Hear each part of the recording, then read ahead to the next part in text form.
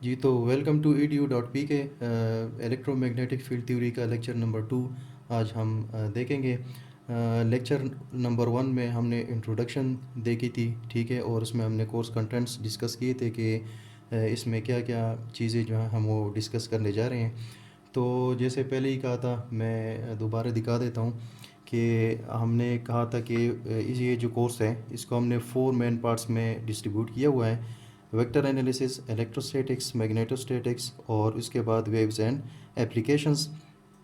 तो इसके पहले पार्ट से आज स्टार्ट करते हैं वेक्टर एनालिसिस से, और उसको हम देखेंगे कि इसमें फ़र्दर हम जो जो टॉपिक्स हैं वो आहिस्ता आहिस्ता हम एक्सप्लोर करते जाएंगे। तो आज हम वेक्टर एनालिसिस के पार्ट से स्टार्ट करेंगे, ठीक है। वेक्टर एनालिसिस भी इसके भी 3 पार्ट्स हैं। पहले पार्ट में वेक्टर अलजेब्रा आ जाएगा, ठीक है। फिर सेकंड पार्ट में कोऑर्डिनेट सिस्टम्स और ट्रांसफॉर्मेशंस हैं, और फिर लास्ट में तीसरा जो पार्ट है उसमें हम वेक्टर कैलकुलस स्टडी करेंगे, ठीक है। तो इन दोनों को तो हम बाद में स्टडी करेंगे। आज हम वेक्टर एनालिसिस के पहले पार्ट से स्टार्ट करते हैं, वेक्टर अलजेब्रा से। इसमें डिफरेंट टॉपिक्स हैं। आप ये समझ लें कि बिल्कुल एक रिव्यू सा है, ठीक है, क्योंकि ये सारे टॉपिक्स बहुत ही बेसिक टॉपिक्स हैं, आप पढ़ चुके होते हैं। लेकिन अब इस लेक्चर्स में इनको हम दोबारा रिव्यू करेंगे। एक लेक्चर में तो ये काफ़ी लेंथी हो जाएगा, मैं इसको डिफरेंट लेक्चर में कवर करूँगा। पहले हम स्टार्ट करेंगे स्केलर्स और वेक्टर्स से, ठीक है। उसके बाद इससे रिलेटेड जो है स्केलर और वेक्टर फील्ड्स क्या हैं, ठीक। उसके बाद यूनिट वेक्टर्स, इसकी तरह representation of vectors, components of vector, magnitude of vector, vector addition और सब्ट्रैक्शंस फिर पढ़ेंगे। उसमें 2 मेथड्स हैं, या आप मैथमेटिकली एडिशन कर सकते हैं या सब्ट्रैक्शन, या ग्राफिकली जो है एडिशन और सब्ट्रैक्शन कर सकते हैं। फिर लॉज ऑफ अलजेब्रा के कौन कौन से अलजेब्रा के लॉज हैं जो जो वेक्टर्स ओबे करते हैं, ठीक है। उसके बाद पोजीशन वेक्टर और डिस्टेंस वेक्टर के दरमियान फ़र्क क्या है, ठीक है। और इसी तरह यूनिफॉर्म और नॉन यूनिफॉर्म वेक्टर्स में क्या डिफरेंस है, ठीक है। वेक्टर मल्टीप्लिकेशन की तरफ आएंगे जिसमें आप डॉट प्रोडक्ट, क्रॉस प्रोडक्ट, ठीक है, और इसी तरह स्केलर ट्रिपल प्रोडक्ट और वेक्टर ट्रिपल प्रोडक्ट डिस्कस करेंगे। और लास्ट में वेक्टर अलजेब्रा के पार्ट में लास्ट टॉपिक जो होगा वो प्रोजेक्शन ऑफ वेक्टर, यानी इसको भी कंपोनेंट्स ऑफ वेक्टर कहते हैं। Components of vector in A given direction, ठीक है। उसमें स्केलर कंपोनेंट्स आ जाते हैं और वेक्टर कंपोनेंट्स आ जाते हैं, ठीक है। तो ये जो कंपोनेंट ऑफ वेक्टर्स हैं, ठीक है, और ये जो कंपोनेंट्स ऑफ वेक्टर हैं, ठीक है, इन दोनों में डिफरेंस भी वाजे हो जाएगा, ठीक है। तो इसको हम प्रोजेक्शन क्यों कहते हैं वो भी मैं समझाऊंगा कि इसको हम प्रोजेक्शन क्यों कहते हैं। तो ये इनमें थोड़ा सा डिफरेंस है, ये सेम चीज़ें नहीं है, ठीक है। तो वेक्टर अलजेब्रा को एक्सप्लोर करना शुरू करते हैं, ठीक है। और ये इसके साथ जो इम्पोर्टेंट टॉपिक्स हैं उसके साथ में प्लस उसके एग्जांपल्स भी साथ में करवाऊंगा ताकि उनका कंसेप्ट जो है वो क्लियर हो जाए। तो वेक्टर एनालिसिस स्टार्ट करते हैं। वेक्टर एनालिसिस को पहले देख लें कि वेक्टर एनालिसिस क्या चीज़ है। Vector analysis is a mathematical tool with which electromagnetic concepts are most conveniently expressed and best comprehended, ठीक है। ये एक मैथमेटिकल टूल है जिसमें हम ये सारे टेक्निक्स हम इसकी स्टडी करेंगे कि वेक्टर एडिशन किस तरह होती है, सब्ट्रैक्शन किस तरह होती है, वेक्टर की मल्टीप्लिकेशन, इसके कंपोनेंट्स ऑफ वेक्टर्स, ठीक है। फिर इसके बाद कोऑर्डिनेट सिस्टम स्टडी करेंगे और वेक्टर कैलकुलस पे आएंगे, उसमें डिफरेंशियल एरिया, डिफरेंशियल लेंथ वगैरह ये सब हम स्टडी करेंगे, ठीक है। तो ये सारे टेक्निक्स पहले हम डिस्कस करेंगे, इसको स्टडी करेंगे। फिर इन टेक्निक्स के ज़रिए हम क्या करेंगे, हम जो इलेक्ट्रोमैग्नेटिक्स की जो टेक्निक्स हैं, जो लॉज हैं, जिस तरह कूलम्स लॉ हो गया, गॉसेस लॉ हो गया, बायोट-सेवर्ट लॉ है, इसी तरह एम्पेयर्स लॉ है, ठीक है। तो हम इन लॉज को मैथमेटिकली हम इनको एनालाइज करेंगे, ठीक है। जिस तरह हमारे पास सर्किट एनालिसिस का कोर्स है, ठीक है, हम सर्किट को उसमें क्या करते हैं, सर्किट्स की एनालिसिस करते हैं, सर्किट को एनालाइज करते हैं। इसी तरह इलेक्ट्रोमैग्नेटिक्स की जो कॉन्सेप्ट्स हैं उनको एनालाइज करने के लिए हम क्या यूज़ करते हैं, हम वेक्टर एनालिसिस का यूज़ करते हैं, ठीक है। तो डिफरेंट फील्ड्स हमारे पास आएंगी, ठीक है, जिनके डिफरेंट डायरेक्शंस होंगी और डिफरेंट ओरिएंटेशंस होंगी। तो उस लिहाज से डिफरेंट कोऑर्डिनेट सिस्टम्स हैं और टेक्निक्स हैं। तो वेक्टर एनालिसिस के ज़रिए हम इन सारे लॉज को स्टडी करेंगे। नेक्स्ट हम स्केलर्स एंड वेक्टर्स की तरफ आते हैं। पहला बेसिक टॉपिक है ठीक है। आपने देखा होगा कि most of the engineering electromagnetics में हम हमारे पास जिस किस्म की भी क्वांटिटीज़ आती हैं, ठीक है, तो उसको हम दो पार्ट्स में डिस्ट्रीब्यूट करते हैं। या तो ये क्वांटिटीज़ आपके पास स्केलर होती हैं या आपके पास वेक्टर क्वांटिटीज़ होती हैं, ठीक है। तो स्केलर जो है, स्केलर क्वांटिटीज़ क्या होती हैं? स्केलर क्वांटिटीज़ वो होती हैं जिसके साथ हम उसका सिर्फ मैग्नीट्यूड लिखते हैं, ठीक है। उसको रिप्रेजेंट करने के लिए सिर्फ मैग्नीट्यूड चाहिए होता है, प्लस हम उसमें एक्स्ट्रा उसका क्या करते हैं, उसका यूनिट लिखते हैं, ठीक है। तो आपके पास एग्जांपल में स्केलर क्वांटिटीज़ की एग्जांपल में आपके पास टाइम आ जाता है, ठीक है, मास है, इसी तरह डिस्टेंस है, टेम्परेचर जो है ये स्केलर क्वांटिटी है, इसी तरह इलेक्ट्रिक पोटेंशियल हो गया, ठीक है, या आप ले लें पॉपुलेशन, ठीक है। तो पॉपुलेशन आप कैलकुलेट करते हैं तो वो क्या है, ये सारे आपके पास स्केलर क्वांटिटीज़ हैं। इसमें सिर्फ मैग्नीट्यूड चाहिए होता है और उसका यूनिट चाहिए होता है। लेट सपोज मास की अगर हम बात करें, हम अक्सर लिखते हैं 2 kg, ठीक है, या 500 ग्राम, ठीक। तो यहाँ पे हमने क्या लिखा है, यहाँ पे हमने सिर्फ इसका मैग्नीट्यूड लिखा है और उसके साथ उसका यूनिट लिखा है। यूनिट इसलिए लिखा है कि यूनिट भी इम्पोर्टेंस रखता है इस वजह से कि अगर आप कोई सिर्फ मैग्नीट्यूड लिखते हैं, लेट सपोज 1000 आपने लिखा, तो इससे कोई क्लियर नहीं हो रहा कि आया ये आप टाइम की बात कर रहे हैं या मास की बात कर रहे हैं या डिस्टेंस की बात कर रहे हैं, ठीक है। इसके साथ अगर आप मीटर लिख लें, ठीक है, तो ये डिस्टेंस है, ठीक है, यानी आप डिस्टेंस की बात कर रहे हैं। तो यूनिट को मेंशन करना ज़रूरी है ताकि आपके पास अंदाज़ा हो, आपको पता हो कि आप किस क्वांटिटी की बात कर रहे हैं। तो स्केलर के साथ इसका स्केलर फील्ड क्या हो जाता है, स्केलर फील्ड। तो फील्ड के बारे में पहले इंट्रोडक्शन टॉपिक में हमने डिस्कशन की थी कि फील्ड क्या होता है, ठीक है। तो वो लेक्चर अगर आपने नहीं देखा तो डिस्क्रिप्शन में मैं इसका लिंक पेस्ट कर देता हूँ, आप वहाँ से इसको देख लें। स्केलर फील्ड जो है यानी जिस फील्ड के अंदर स्केलर क्वांटिटी डिस्ट्रीब्यूटेड हो और उसकी हम स्टडी करना चाहें, उसकी हम कैलकुलेशन करना चाहें, तो वो जो फील्ड है वो क्या हो जाएगा, वो स्केलर फील्ड होगा जिसमें स्केलर क्वांटिटीज़ जो है वो डिस्ट्रीब्यूटेड हो। तो स्केलर फील्ड हो जाएगा it is the spatial distribution of scalar quantity.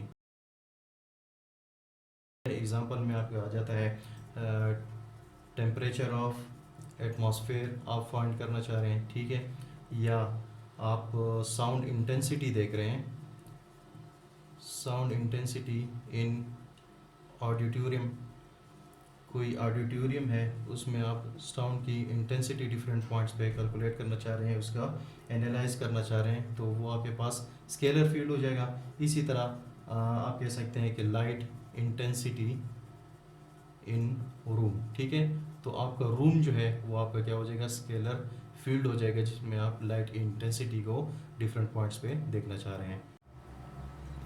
तो स्केलर क्वांटिटीज़ हमने देख ली। नेक्स्ट हम देखते हैं वेक्टर क्वांटिटीज़ की। वेक्टर क्वांटिटीज़ कौन सी होती है? वेक्टर क्वांटिटीज़ वो होती हैं जिनके आप मैग्नीट्यूड भी लिखते हैं प्लस उसके साथ उसका डायरेक्शन भी लाजमी स्पेसिफाई करते हैं, ठीक है, और फिर उसके बाद आप उसका जो भी क्वांटिटी है तो उसका आप यूनिट लिखते हैं, ठीक है। इसके एग्जांपल में हमारे पास आ जाता है फोर्स, ठीक है, फोर्स के साथ आप डायरेक्शन लाजमी स्पेसिफाई करते हैं।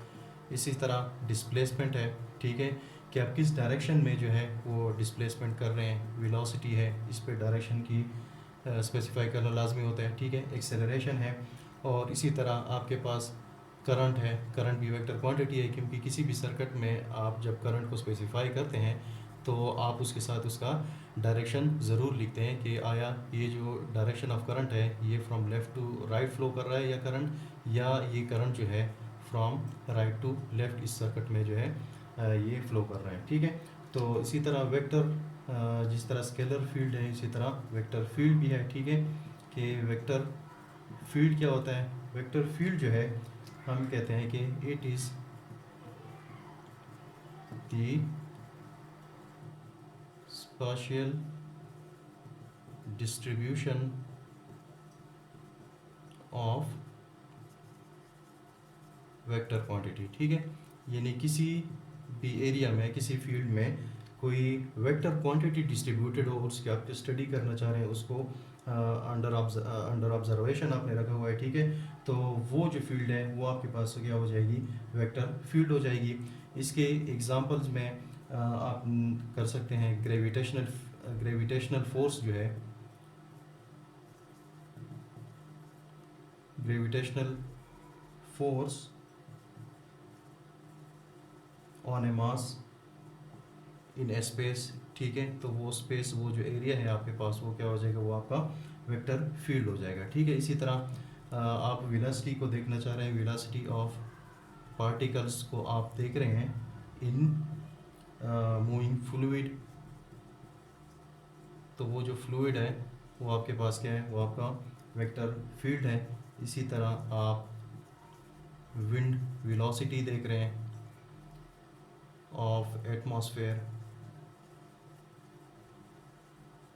और या आप देखना चाह रहे हैं मैग्नेटिक फील्ड देखना चाह रहे हैं अराउंड ए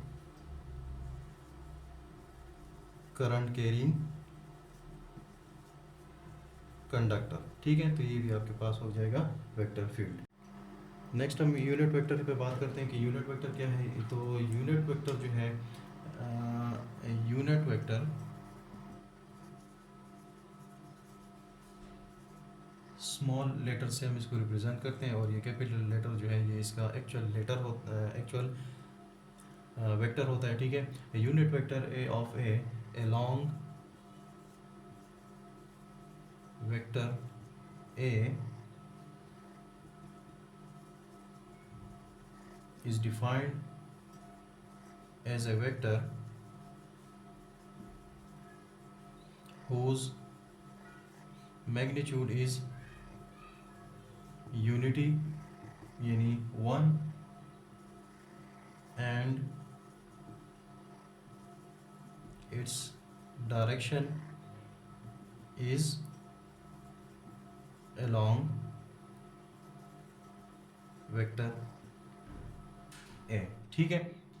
यानी कोई भी वेक्टर है, अगर ये वेक्टर है तो ये इसका अपना मैग्नीट्यूड है, ये वेक्टर ए का मैग्नीट्यूड हो गया, ये वेक्टर है। तो इसके साथ मैग्नीट्यूड के साथ हम उसका सिर्फ यूनिट वेक्टर लिखते हैं, इसकी डायरेक्शन को स्पेसिफाई करने के लिए कि ये इस डायरेक्शन में है, ये ईस्ट है, वेस्ट है, जो भी डायरेक्शन है, लेफ़्ट है या राइट है। तो इस वेक्टर के साथ हम उसका यूनिट वेक्टर हम लिखते हैं जिसका मैग्नीट्यूड 1 है, जो इस पर इफेक्ट नहीं पड़ता। तो यूनिट वेक्टर को हम मैथमेटिकली कैसे लिखते हैं, A of A is equal to A vector divided by its magnitude, ठीक है। तो मैग्नीट्यूड पे नेक्स्ट हम डिस्कस करते हैं कि मैग्नीट्यूड फिर हम कैसे फाइंड करते हैं। तो इसी से हम वेक्टर जो है उसकी रिप्रेजेंटेशन कर सकते हैं कि vector A will be equal to, यहाँ पे ये मल्टीप्लाई हो जाएगा, तो वेक्टर ए का मैग्नीट्यूड और इसके साथ इसका यूनिट वेक्टर। तो यहाँ से भी स्पेसिफाई हो गया कि वेक्टर के साथ हम उसका मैग्नीट्यूड लिखते हैं और उसके साथ उसका डायरेक्शन भी स्पेसिफाई करते हैं, क्योंकि इसका मैग्नीट्यूड जो है ये क्या है, मैग्नीट्यूड इसका 1 है, ठीक है। तो ये इस पे इफेक्ट नहीं पड़ता कि इसको अगर मल्टीप्लाई करें वेक्टर की मैग्नीट्यूड के साथ। तो ये हो गया यूनिट वेक्टर। तो उसी के बाद हम रिप्रेजेंटेशन ऑफ वेक्टर की तरफ आते हैं कि हम वेक्टर को रिप्रेजेंटेशन की वेक्टर की कैसे कर सकते हैं, ठीक है। रिप्रेजेंटेशन ऑफ वेक्टर, ठीक है। स्केलर की रिप्रेजेंटेशन हम सिंपल वर्ड के साथ करते हैं, ए है, बी है, जो भी वर्ड है उसके साथ करते हैं, ठीक है। वेक्टर की रिप्रेजेंटेशन जो है वो डिफरेंट तरीक़ों से हो सकती है। जैसे आप कोई वेक्टर स्पेसिफाई करना चाहते हैं, वेक्टर ए है या बी है या सी है, तो हम उसके ऊपर क्या करते हैं, एक एरो लगा देते हैं, ये भी एक रिप्रेजेंटेशन है, ठीक है। या इसकी रिप्रेजेंटेशन जो है हो सकती है आप उस लेटर्स को जो है वो आप बोल्ड लेकें, ठीक है। ये भी एक रिप्रेजेंटेशन है, जहाँ पे बोल्ड लेटर होगा वो क्या होगा, वो वेक्टर होगा, ठीक है। इसी तरह ग्राफिकली हम वेक्टर की रिप्रेजेंटेशन कर सकते हैं। एक हम एरो ले लेते हैं, ठीक है। इस एरो की जो लेंथ होती है वो आपके पास वेक्टर की मैग्नीट्यूड होती है, ठीक है, इसकी लेंथ। और इसका जो एरो हेड है वो इसकी डायरेक्शन स्पेसिफाई करते हैं, ठीक है। ये भी वेक्टर की रिप्रेजेंटेशन है, ये भी वेक्टर की रिप्रेजेंटेशन है, ठीक है। तो वेक्टर की जो डायरेक्शन में होगा उस डायरेक्शन को हम स्पेसिफाई करेंगे उसकी एरो हेड के साथ। तो वेक्टर की रिप्रेजेंटेशन हम मैथमेटिकली ऐसे भी कर सकते हैं। कोई भी वेक्टर है हम उसको रेक्टेंगुलर कोऑर्डिनेट सिस्टम या कार्टेशियन कोऑर्डिनेट सिस्टम में हम लिखते हैं A X plus A Y plus A Z, ठीक है। या इसको हम लिख सकते हैं सिंपली ए एक्स कामा ए वाई कामा ए जेड, ठीक है। यानी कोई भी वेक्टर है उसको हम उसके कंपोनेंट्स में डिकम्पोज कर सकते हैं। 3 डायमेंशनल एक्सेस में हम उसको अक्सर देखते हैं। ये एक्स एक्सिस है, ये वाई एक्सिस है और ये जेड एक्सिस है। तो यहाँ पे एक वेक्टर लेता हूँ,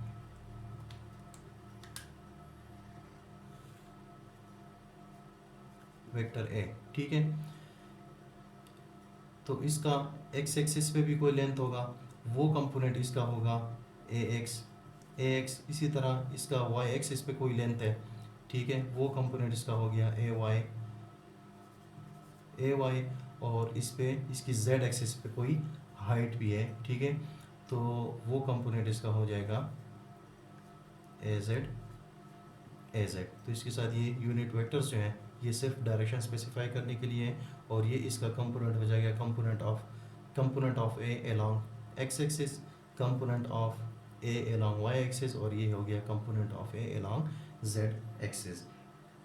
तो यूनिट वेक्टर्स जो हैं वो वेक्टर पे कोई इफेक्ट नहीं डालते हैं, ठीक है, वो सिर्फ डायरेक्शन को स्पेसिफाई करने के लिए होते हैं। ये एक्स वाई जेड प्लेन है, तो ये यूनिट वेक्टर ए एक्स, ये यूनिट वेक्टर ए वाई और ये यूनिट वेक्टर ए जेड है।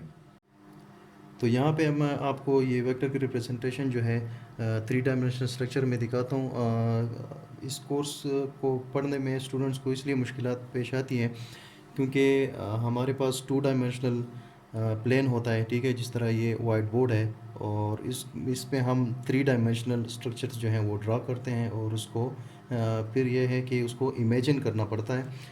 तो यहाँ पे मैं ये 3 डायमेंशनल स्ट्रक्चर मैंने लिया हुआ है, ठीक है। इसको कहने ये क्या है, ये वाई एक्सिस है।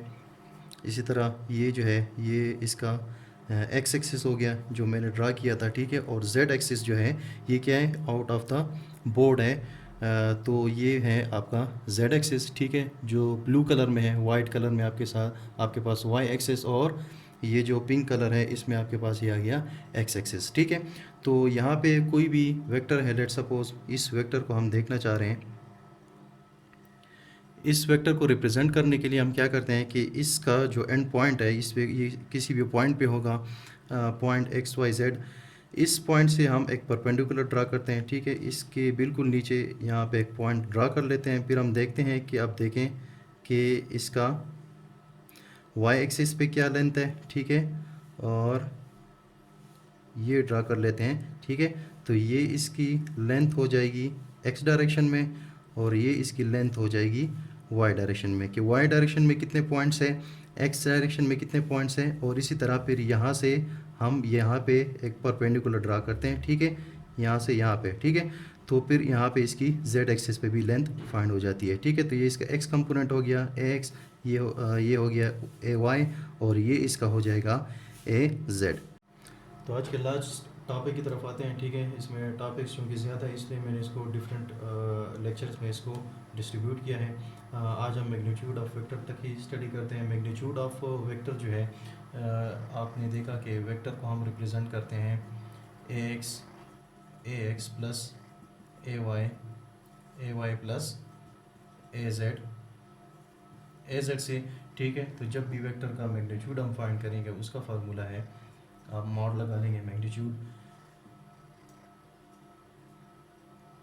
वेक्टर ए के एक्स कंपोनेंट का स्क्वायर प्लस इसके वाई कंपोनेंट का स्क्वायर प्लस इसके जेड कंपोनेंट का square whole under the root जो है ये आपके पास वेक्टर की मैग्नीट्यूड है, ठीक है।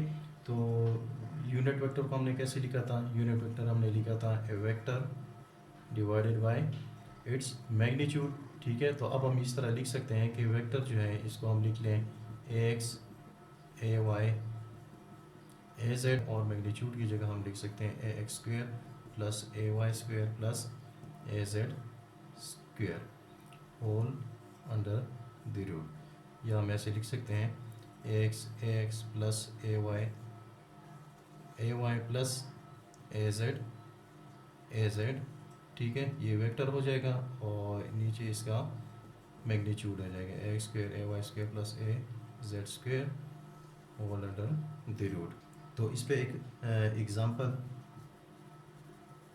देख लेते हैं। A X plus 3ay plus 4az।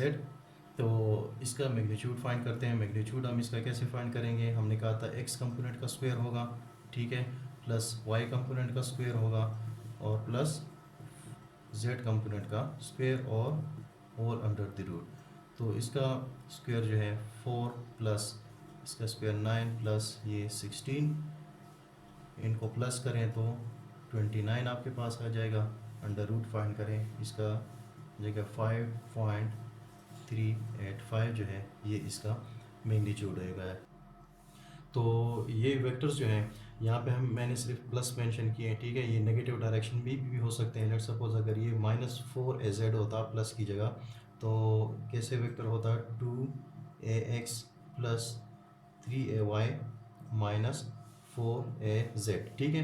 तो इसका x कंपोनेंट क्या हो गया? वो 2 हो गया। इसका y कंपोनेंट 3 और इसका z कंपोनेंट जो होगा वो फिर 4 नहीं है, वो क्या है? वो -4 है, क्योंकि इसका डायरेक्शन इसके साथ अब माइनस आई है।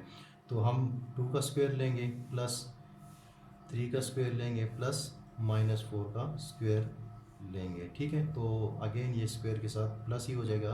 तो इसका ओवरऑल मैग्नीट्यूड जो है वो क्या आएगा? वो अगेन 5.385 आ जाएगा आपके पास।